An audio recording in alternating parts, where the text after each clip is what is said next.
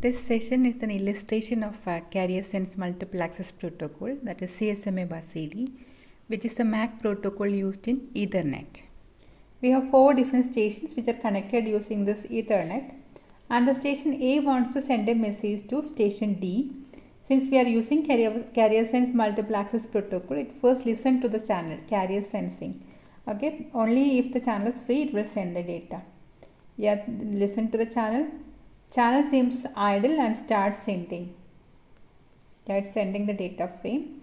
Since this is a broadcast network, the data sent by this particular station will be received by every other nodes in the network, including itself.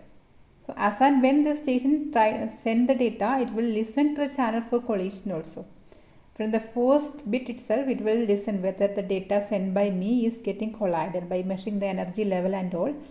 And comparing that with the data sent and the data received always.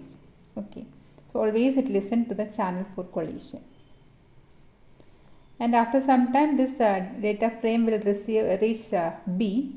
B will check the destination address of this particular frame. No, it is not meant for this B, so simply reject that.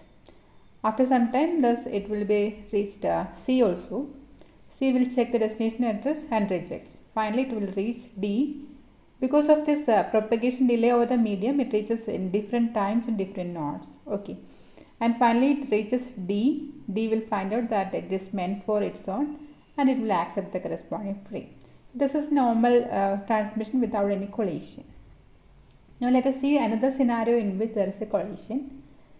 See here, station A and D, both of them want to transmit data. A wants to send a message to D, whereas D wants to send a message to B. Both of them listen to the channel. What did it find? Yeah, the channel is free. Both of them try to send the data. What happens? Both of them, the data from both of this station will travel over the network. After some time, these two frames will get collided. Okay. And both machines are still listening for collision, right? After some time, what happens? The collider signal will reach back A and D, and depending on the propagation delay, one of them will find the collision first, right? Maybe simultaneously also they can find out. Suppose A received this collider signal first. Okay, so what happens? A detects a collision, right? Immediately it aborts its transmission. It will stop transmission and it will send a jump signal, okay, special short frame to indicate that there is a collision. So any other station who is still transmitting can now abort that. So after receiving this jump signal, maybe the collider signal first received by this D, or this jump signal will be received by D. D also will abort its transmission, and both of them will try to retransmit. So for retransmission, in case of CSMA/CD, we are using this exponential backup algorithm, right? Immediately they won't try again. Instead, a randomization is applied, right? So after the first collision, they have to choose one among the two slots, either 0 or 1, right? And after the second collision, there are 4 different choices. It can select a 0, 1, 2 or 3 slots. Depending on its luck, it will get one of the slot. Suppose here A is lucky. A gets slot 0 and B gets slot 1.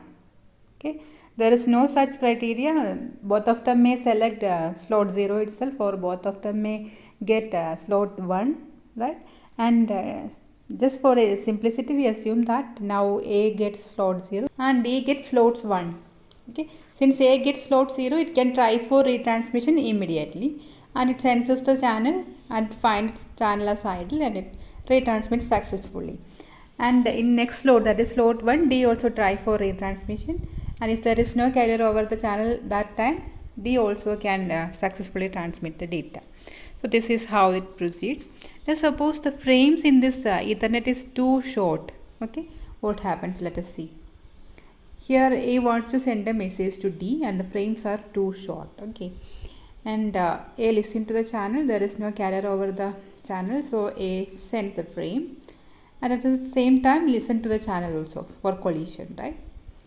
And since this is a broadcast medium, this frame will be broadcasted over the network, and it will take some time to reach D, right, because of the propagation delay. And before reaching D, A completes its transmission. From A, every bits are transferred to the Ethernet. Okay. Now A stop listening because the entire transmission is over from A. It simply stops listening for collision, and it will assume that the corresponding data frame will reach the destination successfully. But look here, it doesn't reach D so far, and suppose at this moment D also wants to send some data. So, say D wants to send a message to C. What it will do, it will listen to the channel. Yeah, there is no signal here, right, because it is here only. So D starts transmission. Immediately after that, what happens, these two frames get collided, right, and these two frames are garbled now. D can detect the collision immediately because this collision happened just near to it, right.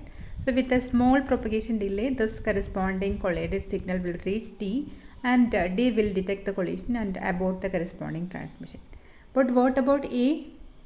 A simply assume that my transmission is successful, right? It will send the next, it will try for sending the next frame only. So this is the problem if the frames are too short. Okay.